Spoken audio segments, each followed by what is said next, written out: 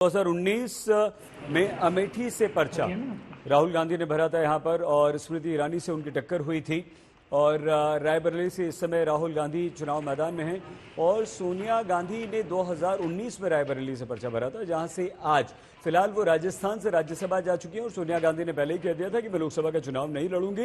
लेकिन राहुल गांधी ने अपनी सीट बदल ली है। यूपी की रायबरेली सीट पर कड़ा मुकाबला देखने को मिल रहा है। पर्चा भर चुके हैं, ये अब से कुछ देर पहले की तस्वीर हम आपको दिखा रहे हैं। राहुल गांधी अपना पर्चा भर चुके हैं। रायबरेली लोकसभा सीट कांग्रेस की पारंपरिक सीट रही है। बहन उनकी इंतजार करती हुई और यहीं पर सोनिया गांधी भी थी। मल्लिकार्जुन खड़गे कांग्रेस के अध्यक्ष भी यहां पर मौजूद थे। प्रियंका ने भी मना कर दिया। प्रियंका, ऐसा कहा जा रहा था कि अमेठी और रायबरेली से दोनों भाई बहन, अमेठी से राहुल गांधी लड़ेंगे और रायबरेली से प्रियंका गांधी चुनाव मैदान में उतर सकती है। लेकिन प्रियंका गांधी ने कहा कि संगठन का संचालन करने की जिम्मेदारी भी मुझ पर है और उसे भी तो किसी को संभालना पड़ेगा।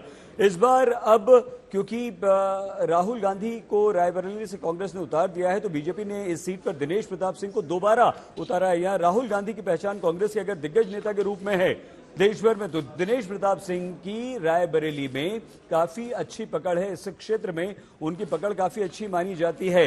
राहुल गांधी केरल के वायनाड लोकसभा से चुनाव भी लड़ रहे हैं, वहां पर हो चुका है। अमेठी रायबरेली की सीट पर चुनाव लड़ने की अटकलें काफी दिन से चल रही थी, लेकिन कांग्रेस में कई राउंड की बैठकों के बाद यह निर्णय किया गया कि राहुल गांधी रायबरेली से चुनाव लड़ेंगे। नामांकन कर दिया है, 3 बजे का समय था अंतिम समय, उससे पहले नामांकन हो चुका है। सोनिया गांधी इस सीट से चुनाव लड़ती रही हैं। 2014 से 24 तक वो लगातार 2 बार यहां से सांसद रही थी और इस सीट को लेकर कांग्रेस काफी आत्मविश्वास में दिख रही है।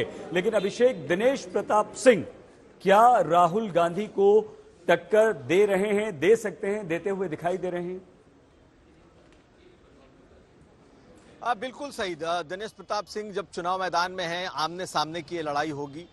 ये लगभग आप मान लीजिए, हालांकि बीएसपी ने भी अपना उम्मीदवार यहां उतारा है, लेकिन दिनेश प्रताप सिंह को कम आंकना भूल होगी कांग्रेस की तरफ से और मुझे लगता है कांग्रेस आंक नहीं भी रही है।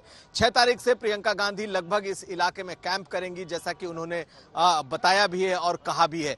तो कुल मिलाकर के देखा जा सकता है कि दिनेश प्रताप सिंह जो ने उतारा गया है बीजेपी की तरफ से, वो कर देंगे, इसमें कोई दो राय नहीं है। मंत्री हैं, यहाँ के स्थानीय बड़े नेता हैं, पुराने कांग्रेसी हैं, तो उन्हें भी मालूम है कि कांग्रेस का कौन नेता, कौन कार्यकर्ता कितना एक्टिव है और किस तरीके से चुनाव लड़ा जा सकता है। पिछली बार जो उनकी लड़ाई हुई थी, वो लड़ाई सोनिया गांधी से थी और इस बार वो राहुल गांधी के खिलाफ मैदान में बीजेपी ने उतारा है। जो हमारी जानकारी है उसके मुताबिक अभी अभिषेक पहले से ही कांग्रेस परिवार से अगर कोई जी बिल्कुल, आप अपनी बात जरूर कीजिएगा। लेकिन जिस तरह से आपने कहा और ये सच्चाई भी कि दिनेश प्रताप सिंह जो है वो सोनिया गांधी के काफी करीबी माने जाते थे, लेकिन वो सोनिया गांधी के खिलाफ ही चुनाव मैदान में उतरे।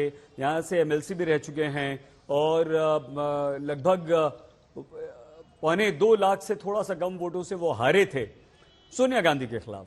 तो एक कांग्रेसी अब राहुल गांधी को टक्कर दे रहा है। क्या 19 और 24 में दिनेश प्रताप सिंह की अगर हम बात करें तो उन्हें लेकर कुछ फर्क आपको दिखाई देता है? नहीं, बिल्कुल फर्क दिखाई देता है। देखिए, बहुत आसान सीट नहीं है। मैं इसको इसलिए कह रहा हूं कि जब सोनिया गांधी चुनाव लड़ती थी तो यहाँ के कई विधायक कांग्रेस पार्टी से हुआ करते थे। आप अदिति सिंह को देख लीजिए, अखिलेश प्रताप सिंह यहाँ के बड़े नेता थे, बहुत मजबूत और मजबूत कंधा हुआ करता था।